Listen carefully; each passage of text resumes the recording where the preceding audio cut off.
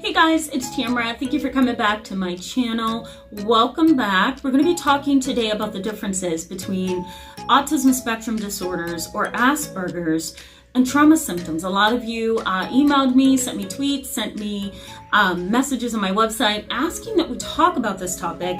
So I figured today might be a good day to start that conversation. So thank you so much for those who have come back to my channel and are subscribed. And if you're not subscribed, I encourage you to hit the subscribe button right over here on the side so you can stick around with us and learn and suggest topics because we do a lot of interesting and fun and self-awareness building activities here on this channel. So the benefits for you in today's video is that you're going to be able to learn the differences between Asperger's or autism spectrum disorders and trauma. You know, there's a lot of controversy around what has happened to the diagnosis of autism and Asperger's over time. The Diagnostic and Statistical Manual of Mental Disorders is a really thick book, okay?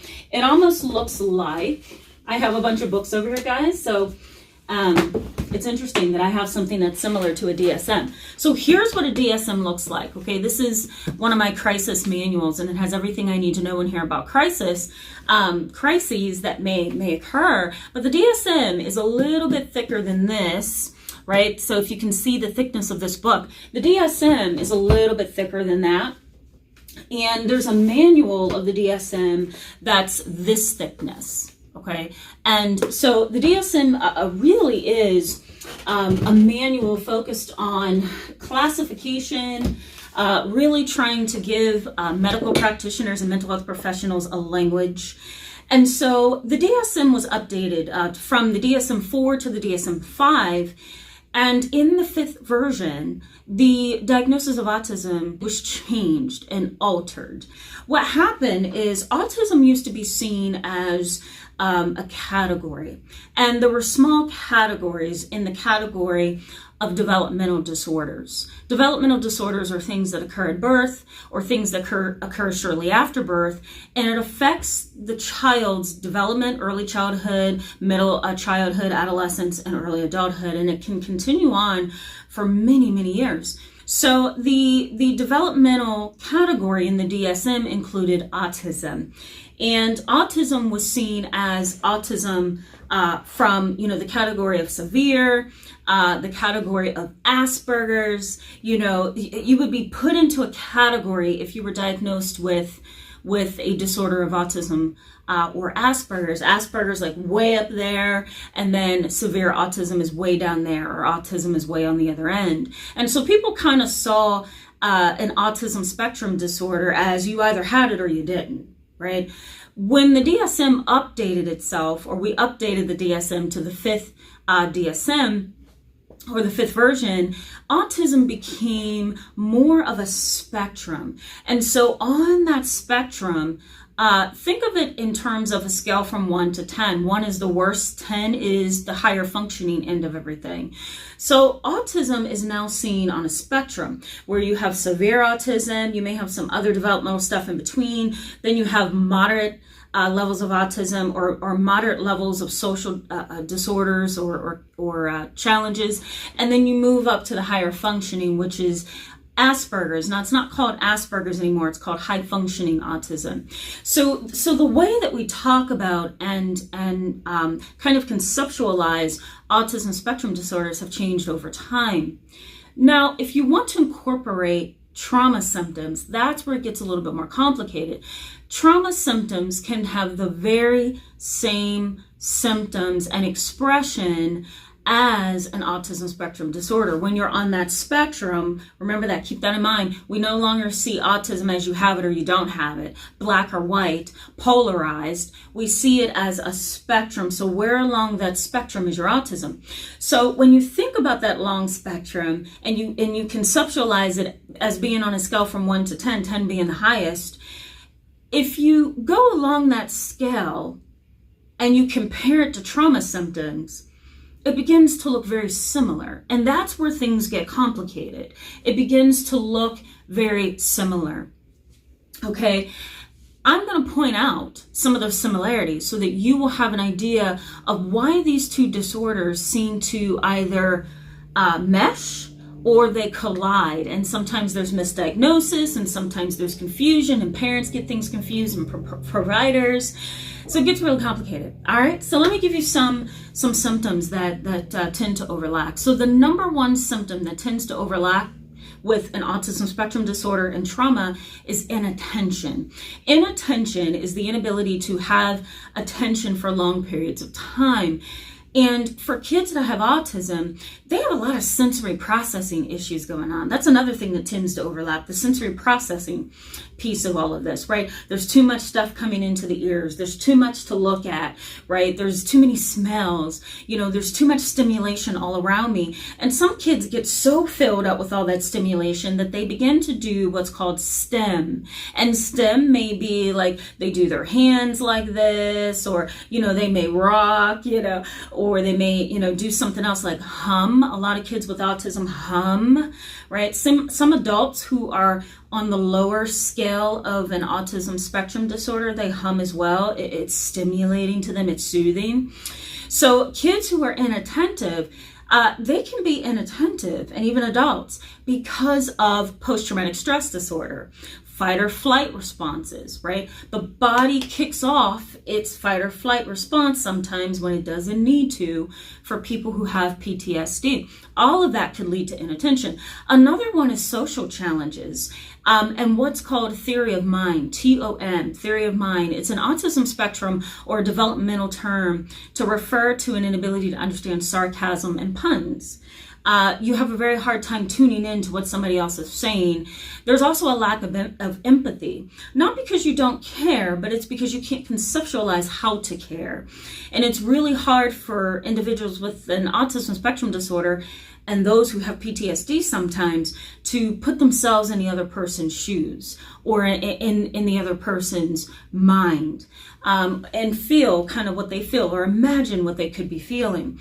So this theory of mind or this TOM issue also has a lot to do with trauma, because when you have been traumatized, depending on how severe the trauma is, it really can dull your senses. You can become numb. You can become non-existent in thought, right? You kind of dissociate, you go away. So that can look like a social challenge, especially when you haven't gotten counseling to work through that inability to be empathetic or that inability to put yourself in somebody else's shoes. So counseling helps individuals who have experienced trauma to deal with that. But it can look very much like autism. It really can. All right, the next one is obsessions and intrusive thoughts, okay?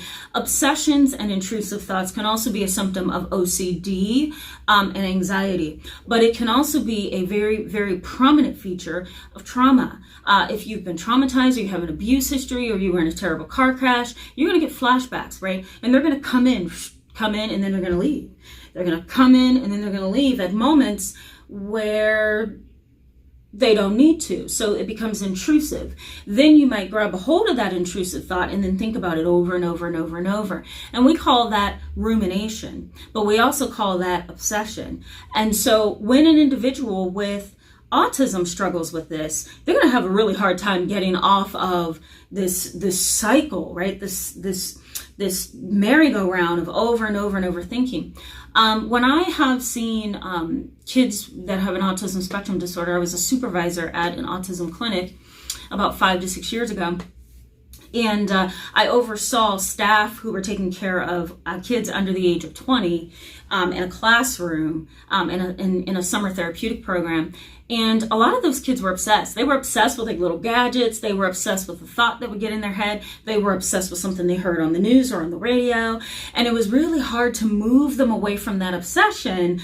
But that is just how their mind works. And somebody who has had trauma can also be the same way. The next thing that kind of relates to this is rigidity and sameness. Individuals who have an autism spectrum disorder do not like things to be changed or switched up. It's just not something that they want to deal with. It's too destabilizing for them. It throws them off. So it's really best for them to keep order. And wanting order means you're going to be rigid and you're going to want to control. Well, that same pattern is located under the criteria of trauma symptoms, right? Somebody who has PTSD certainly doesn't want to be tricked, surprised, or caught off guard. They want sameness, and wanting that sameness can look like rigidity. The next one is joint attention. Joint attention is really hard for kids that are on the autism spectrum. They don't have the ability to be in the same room with someone and focus on the same thing, right? Kids with autism usually have a situation where there's one person focusing on something and they're totally not paying attention, and so they're over here doing something else. They don't have that joint attention where it's them and that other person focusing on something at the same time.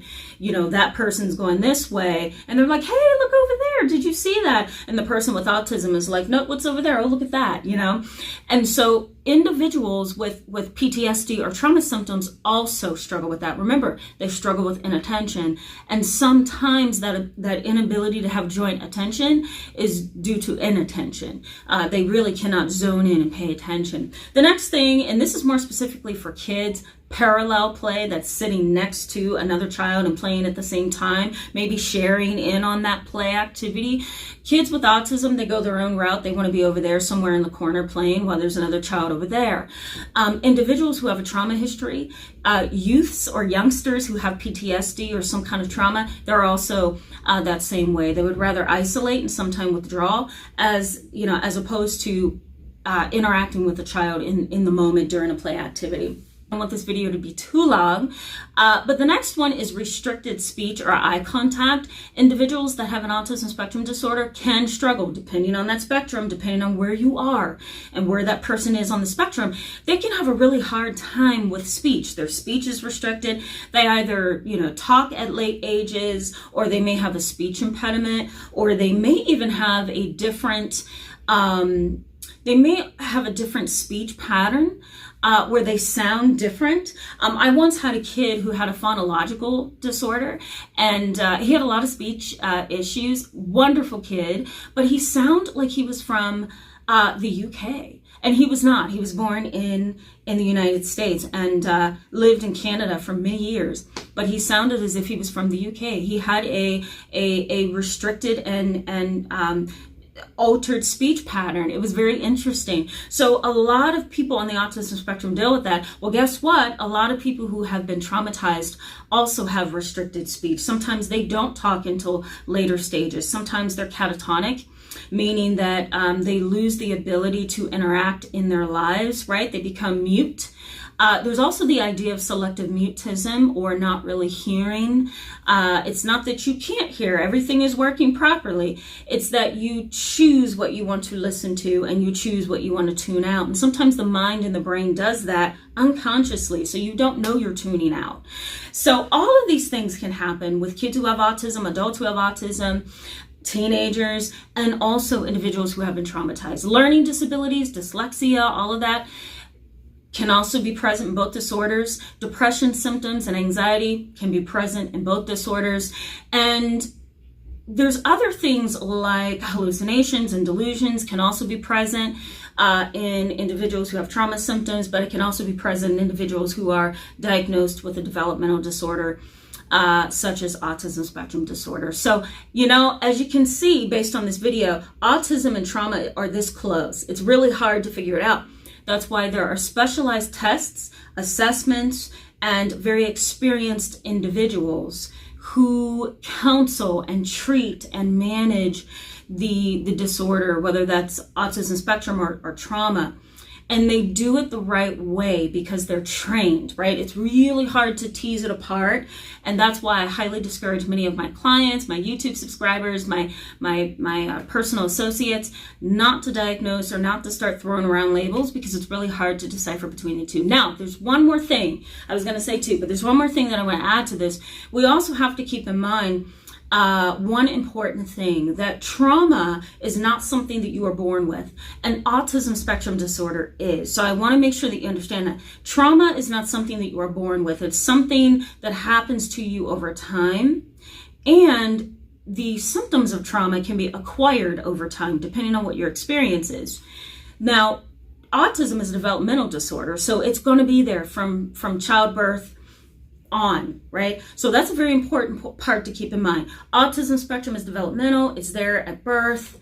You may not notice it at birth, and it may take years before a person can get diagnosed, but it's something that's there. It's internal, it's genetic, it's there. Trauma is not. So trauma symptoms are acquired over time based on that trauma and how you deal with it and how you manage it, your treatment choice, all that stuff. So yeah, this is a lot, guys. So if you have questions about this, let me know in the comment section below. Thank you so much for being with me in this video today. I will see you on Wednesday with a bonus video. Thank you so much for watching. Bye-bye.